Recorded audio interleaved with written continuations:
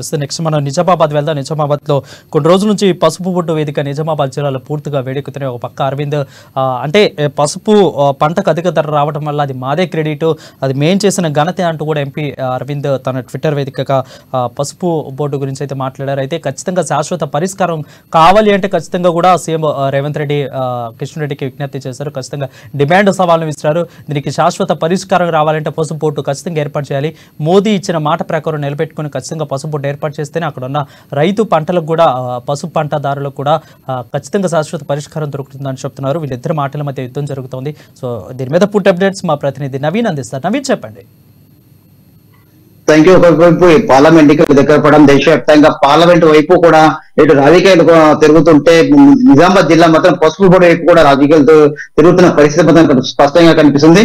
ఎన్నడూ లేని విధంగా నిజామాబాద్ ఇటు మార్కెట్ యార్డ్ లో పసుపు రైతుకు క్వింటల్ కు 15,000 ధర పలికింది. ఇది ఘనతే అంటూ కూడా ఇప్పుడు బీజేపీ పార్టీ నాయకులు అలాగే ఎంపీ అరవింద్ కూడా ఆ క్రెడిట్ మొత్తం తన ఖాతాలో వేసుకునే ప్రయత్నం చేస్తున్నారు. అయితే గతంలో చూసుకున్నట్లయితే 2011 నుంచి ఇప్పటి వరకు ఎప్పుడు పసుపుకు ఇంత మద్దతు ధర రాలేదు. తాము వచ్చిన తర్వాత పూర్తిగా ఎక్స్పోర్ట్ పెంచాము, ఇంపోర్ట్ తగ్గించాము. పసుపు దాని వల్ల కూడా పసుపుపై పూర్తిగా తాము దృష్టి పెట్టాము. కావుననే పసుపుకి ఇంత మద్దతు ధర వచ్చింది. ఎప్పుడు లేని విధంగా రికార్డ్ స్థాయిలో పసుపుకు క్వింటల్ కు 15,000 ధర రావడం పూర్తిగా తమ ఘనతే, బీజేపీ ఘనత, తాము చేసిన కృషి వల్లనే కూడా వచ్చిందని చెప్పి బీజేపీ నాయకులు ఎంపీ అరవింద్ చెప్తున్న పరిస్థితి మాత్రం కనిపిస్తుంది. అయితే దీనికి టార్గెట్ చేస్తూ కూడా కాంగ్రెస్ పార్టీ చెందిన సీఎం రేవంత్ రెడ్డి స్వయంగా రంగంలోకి దిగిన పరిస్థితి కనిపిస్తుంది. అయితే పసుపుకు ఇంత రికార్డ్ స్థాయిలో మద్దతు రావడం ఎంతో సంతోషం తగ్గ విషయము. కానీ పసుపు బోర్డు ఏదైతే ప్రధానమంత్రి నవంబర్ నెలలో నిజామాబాద్ జిల్లా అసెంబ్లీ ఎన్నికల బహిరంగ సభలో భాగంగా నిజామాబాద్ వచ్చినట్టు ప్రధానమంత్రి నరేంద్ర మోడీ ఇక్కడ నిజామాబాద్ జిల్లా కేంద్రంలో జరిగినటువంటి బహిరంగ సభలో పసుపు బోర్డు ప్రకటిస్తూ కూడా ప్రకటించారు. అయితే దీనికి కట్టుబడి ఉంటూ పసుపు బోర్డు వెంటనే ప్రకటించాలని చెప్పి కూడా ట్విట్టర్ ఎక్స్ వేదిక కూడా కేంద్ర మంత్రి కిషన్ రెడ్డి డిమాండ్ చేసిన పరిస్థితి మాత్రం కనిపిస్తుంది.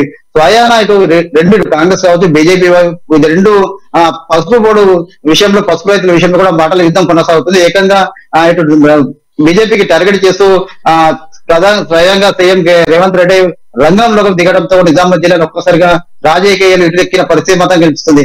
ఇవి రెండు ఇలా కొనసాగుతుండగా మరోవైపు పసుపుకు క్వింటల్ మద్దతు ధర ఇంతగానో రావడం వెనుక బీజేపీ పార్టీ అస్తం లేదని చెప్పి కేవలం గతంలో కన్నా ఈసారి సాగు తక్కువ ఉంది కొనసాగింది. పసుపు రైతులు తక్కువగా సాగు చేశారు. అందువల్లనే ఇటు మార్కెట్ యార్డ్ లో కూడా తగినంత పసుపు రాకపోవడం వల్లనే ఇంత మద్దతు ధర వచ్చిందని చెప్పి కూడా రైతులు చెప్తున్న పరిస్థితి మాత్రం కనిపిస్తుంది.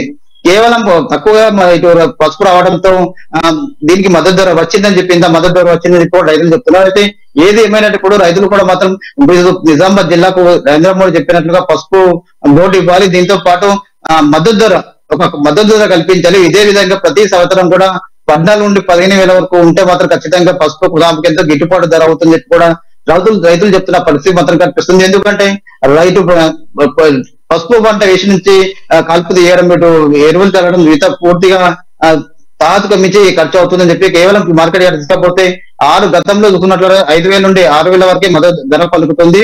దానివల్ల పూర్తిగా నష్టపోయాము. అది రాను తాము పసుపు సాగు తగ్గిస్తూ వచ్చాము. ఇప్పుడు తగ్గించడం వలన కూడా మార్కెట్ యార్డ్ లో ఇంత మద్దతు ధర వచ్చింది. ఖచ్చితంగా పసుపుకు ఒక మద్దతు ధర ప్రకటించాలని చెప్పి కూడా రైతులు చెప్తున్న పరిస్థితి మాత్రం కనిపిస్తుంది. మరికొన్ని నెలల్లో పార్లమెంట్ ఎన్నికలు ఉన్న నేపథ్యంలో ఇటు బీజేపీ పార్టీ తామే కృషి వల్లనే పసుపుకు మద్దతు ధర వచ్చిందని ఒకవైపు క్రెడిట్ అంతా తమ ఖాతాలు వేసుకోవడంతో పాటు పసుపు రైతులను తమ వైపు తిప్పుకునే ప్రయత్నం బీజేపీ పార్టీ చేస్తుంటే కాంగ్రెస్ పార్టీ ఏకంగా సీఎం రేవంత్ రెడ్డి దిగి పసుపు బోర్డు ఖచ్చితంగా ప్రకటించాలి. పసుపు బోర్డు ఎక్కడ ప్రకటిస్తారు, ఎప్పుడు ప్రకటిస్తారు ప్రకటించి తెలిపాలని చెప్పి కూడా ట్విట్టర్ ఎక్స్ వేదికగా రేవంత్ రెడ్డి కిషన్ రెడ్డికి డిమాండ్ చేస్తున్న పరిస్థితి మాత్రం కనిపిస్తుంది. అదే దీనిపై కూడా ఇటు కిషన్ రెడ్డి కావచ్చు, ఇటు బీజేపీ నాయకులు కావచ్చు, ఇంతవరకు కూడా సమాధానం చెప్పలేని పరిస్థితి ఉందని చెప్పవచ్చు. మొత్తం మీద వీరు బీజేపీ ఎవరైతే సీఎం రేవంత్ రెడ్డి ప్రశ్నకు బీజేపీ నాయకులు ఏ విధంగా సమాధానం చెప్తారో, అసలు పసుపు రైతులు వీరిద్దరి మధ్యలో ఎవరి మాటలు నమ్ముతారో మరికొన్ని రోజులు వేచి చూడాల్సి ఉంటుందని చెప్పవచ్చు.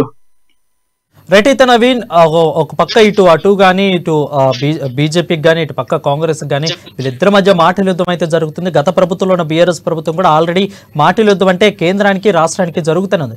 సో ఇప్పుడు మళ్ళీ దీన్ని పసుపోటుని మళ్ళీ తెర మీదకు తెస్తున్నారు. అంటే పార్లమెంట్ ఎన్నికలు ఉన్నాయి కాబట్టి మళ్ళీ దీన్ని తెర మీదకు తెస్తున్నారు.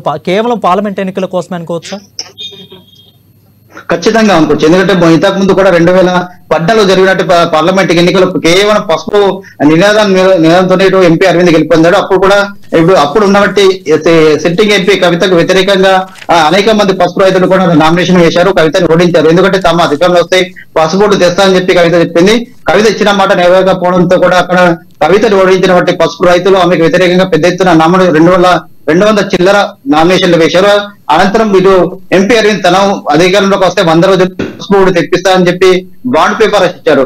ఈ మాట నమ్మినటువంటి పసుపు రైతులు ఎంపీ అరవింద్ ఎంపీగా గెలిపించారు. అయితే 5 సంవత్సరాల మరో 5 సంవత్సరాల తర్వాత మళ్ళీ పార్లమెంట్ ఎన్నికలు జరుగుతున్నాయి. ఈ నేపథ్యంలో స్వయాన ప్రధానమంత్రి నరేంద్ర మోడీ చేతులుగా పసుపు బోర్డు మరోసారి ప్రకటన వెలువడంతో కూడా పూర్తిగా అంటే కేవలం పసుపు పార్లమెంట్ ఎన్నికలు మరికొన్ని నెలల్లో ఉన్న నేపథ్యంలో ఇది దృష్టిలో పెట్టుకుని మరోసారి పసుపు నినాదం రెండు పార్టీలు ఇటు బీజేపీ కావచ్చు ఇటు కాంగ్రెస్ కావచ్చు ఎత్తుకునే పరిస్థితి మాత్రం కనిపిస్తుంది.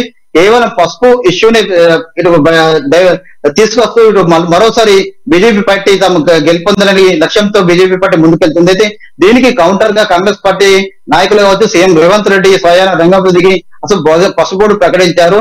ఎప్పుడు ఏర్పాటు చేస్తారా అని చెప్పి కూడా ఇటీవల వేదికగా ప్రశ్నించడం జరిగింది. అయితే ఈ మొత్తం చూసుకున్నట్లయితే కేవలం రానున్న పార్లమెంట్ ఎన్నికల దృష్టిలో పెట్టుకుని పసుపు బోర్డు మరోసారి ఇష్యూ మరోసారి కూడా బయటకు తీసినట్లుగా కనిపిస్తుందని చెప్పవచ్చు. Thank you.